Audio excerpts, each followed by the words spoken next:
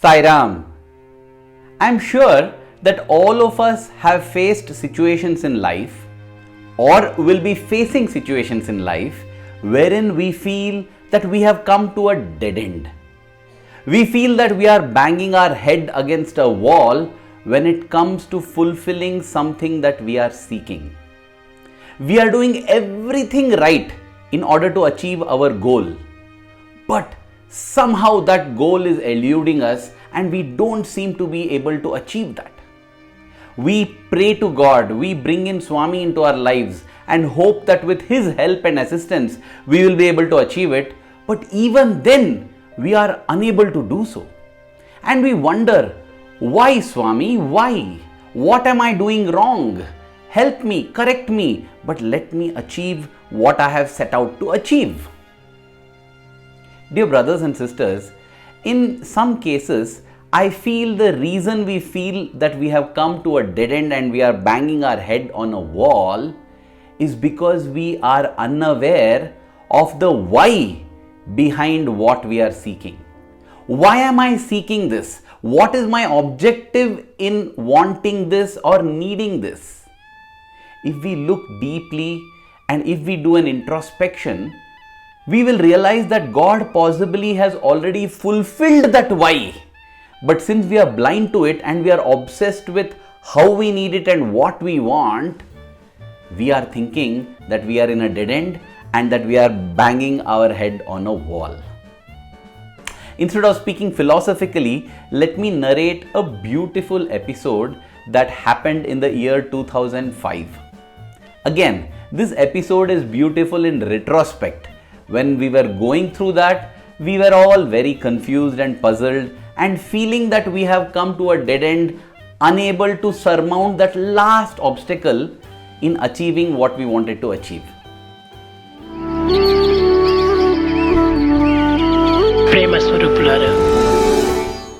Come the 31st of March 2005, a whole bunch of us students would be graduating Masters in Science and Masters in Business Administration from the Sathya Sai Institute of Higher Learning, and therefore this could possibly be our last year as students of Swami.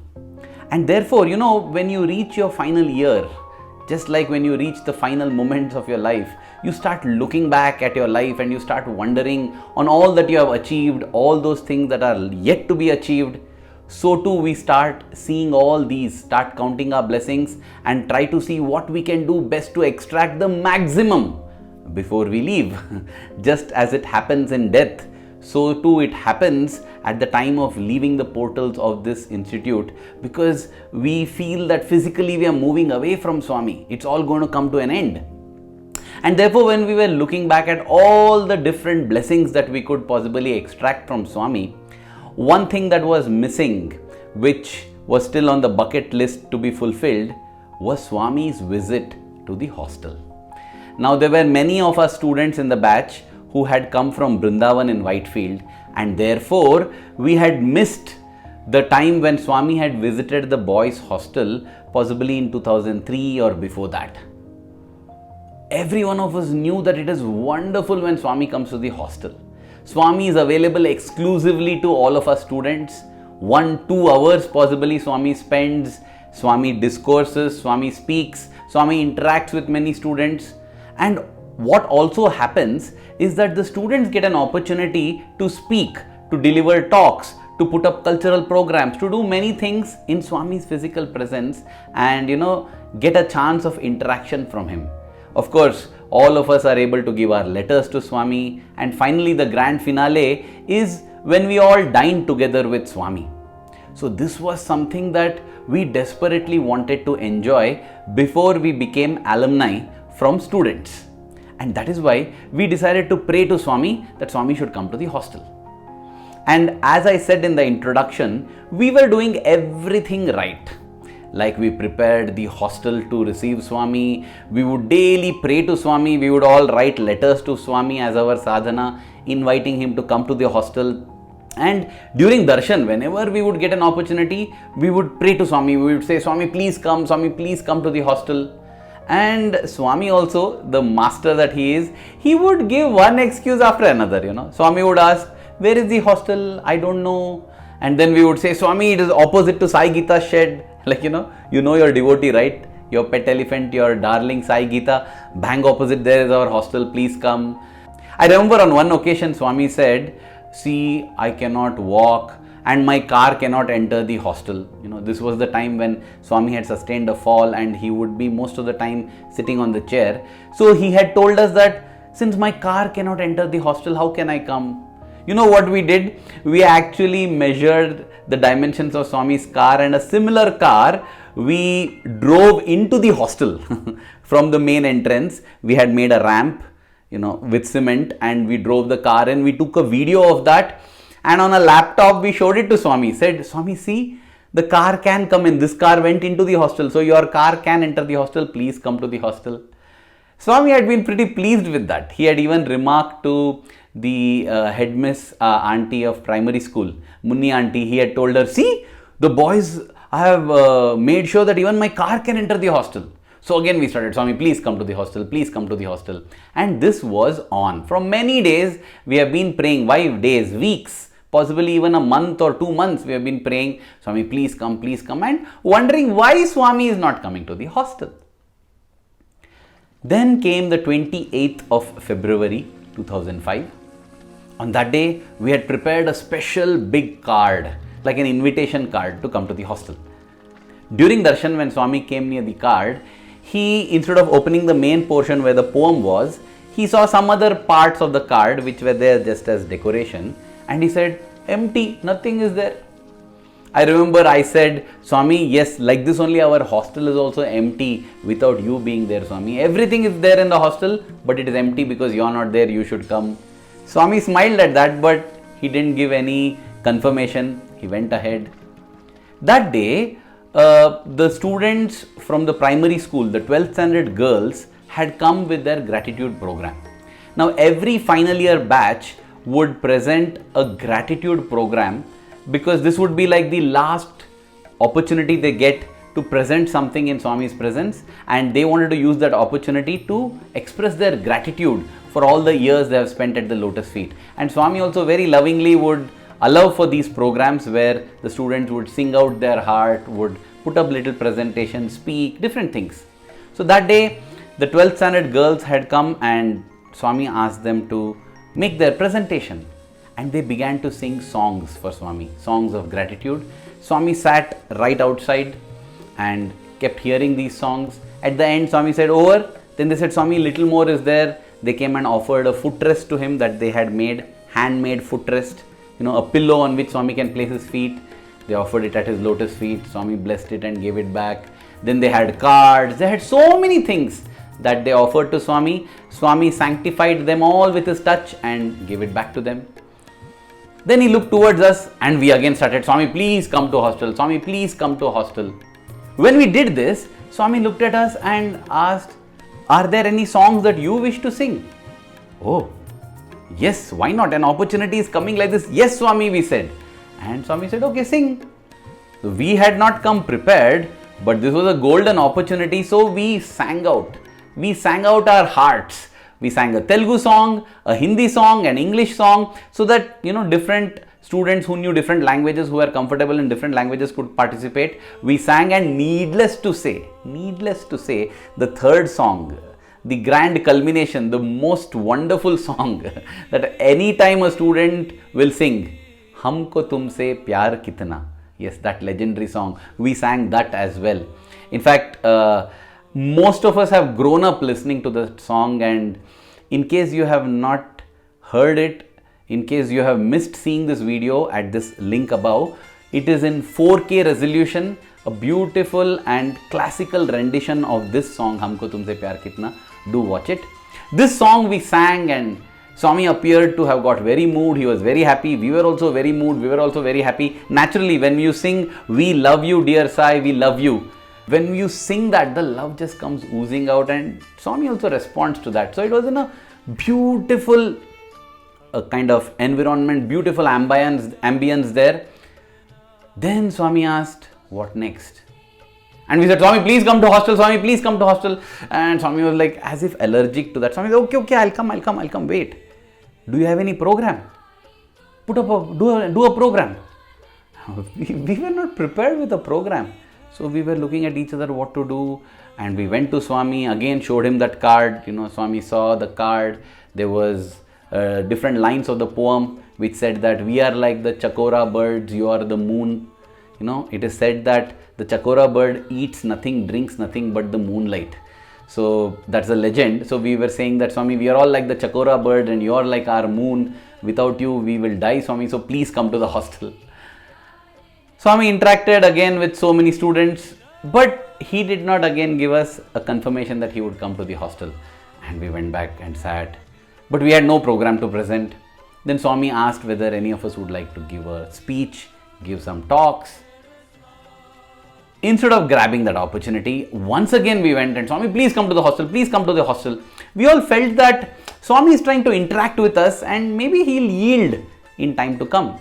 We were wondering why Swami is not agreeing. He's so happy, he's so pleased, he appears as if he wants to grant our wish, and yet that final yes he is not telling. Usually Swami would turn to Professor Anil Kumar or some other teacher and ask, Em Samacharam, meaning what news?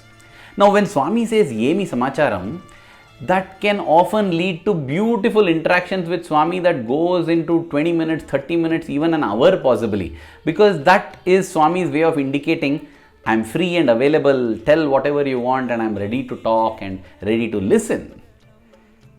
That day, Swami made that statement to all of us in general. He looked at all of us seated in front of him and asked, Em Samacharam, which means speak anything that you want.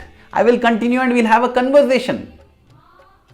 Yet another opening, and what did we do? So obsessed we are with wanting Swami to come to the hostel that we all got up, went to Swami and said, Swami, please come to the hostel, please come to the hostel. And we were wondering, why Swami, why are you not yielding? And I am sure Swami must have been thinking, why are you not understanding? I am giving you what you want already, but you are not accepting it because you are so lost in wanting me to come to the hostel. And when we put more pressure and kept asking more, Swami just turned towards the priest and said, do Aarti. Swami received Aarti and left. And we felt, oh, we were so close, a whisker more and we would have achieved what we came here to achieve. I'm sure Swami that day also felt the same. Oh God, just a whisker more and I would have achieved. If only they had realized that I'm giving, they could have had the most beautiful time of their life. And that is how we missed what we were seeking for, because it was being given to us in a form that we were not expecting or that we were being blind to. In fact, this asking Swami to come to the hostel continued for a few more days, a couple of weeks after this, till one day Swami actually came to the hostel. Yes, Swami was driving back to the mandir and suddenly the car indicator showed that he's turning left, and we wondered where he's going to turn because there's no road. We would all come out of the hostel onto the road to catch a darshan of Swami as he's passing by, and we were wondering where, there's no road to turn, why is the indicator showing left? That's when we realized Swami is coming to the hostel. Now this was in the morning and many of us were having our breakfast in the dining hall. So we had just left our plates as is and had come. But the moment Swami turned in, and through that same slope where we had shown him that a car can go in, Swami entered the hostel and the car drove straight into the prayer hall cum dining hall. We had the same common hall for both prayers and dining. And when Swami came there, we rushed and we pushed all the plates to the side because Swami's car is coming and we didn't want him to enter a scene where all of us are eating. But, looking back at it, it's possibly Swami's way of fulfilling our desire to dine with him as well. Swami spent about 5 to 10 minutes in the prayer hall, dining hall, talking to the warden, speaking to many other students before he finally drove off also. When we look from Swami's perspective, Swami fulfilled our desire. He came to the hostel, but that was just a technical fulfillment. We felt, oh, Swami came to the hostel. Yes, our batch also got the blessing of having Swami come to the hostel. But oh, no, this is not what we wanted. Right? This is not what we wanted. We didn't want Swami to do a flying visit where he comes to the hostel and goes. We wanted him to interact with us, see our program, see our talk, see everything. It is only in retrospect today that I realize that for the past few weeks, in fact past few months, Swami had been giving us many such opportunities of putting up presentations in his presence, of speaking in his presence. So many chances Swami was giving us in the mandir itself, creating a hostel-like atmosphere there, without realizing that we were so obsessed with what we wanted.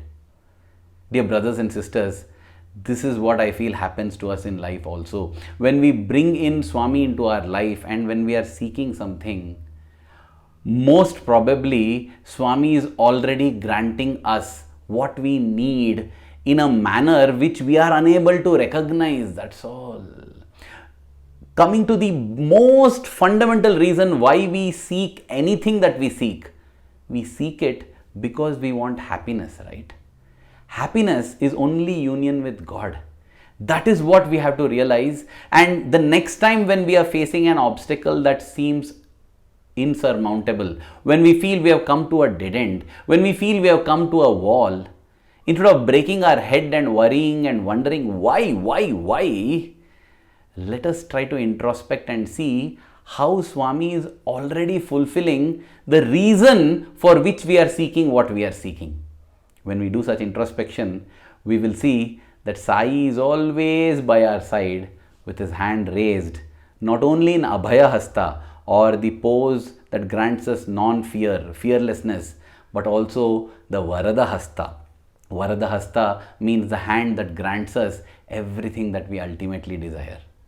Dear Swami, may our eyes always be open to the wonderful blessings that you keep showering on us every day of our life. May the love that we have for you in our hearts keep growing stronger every passing moment. Thank you. Jai Sai Ram.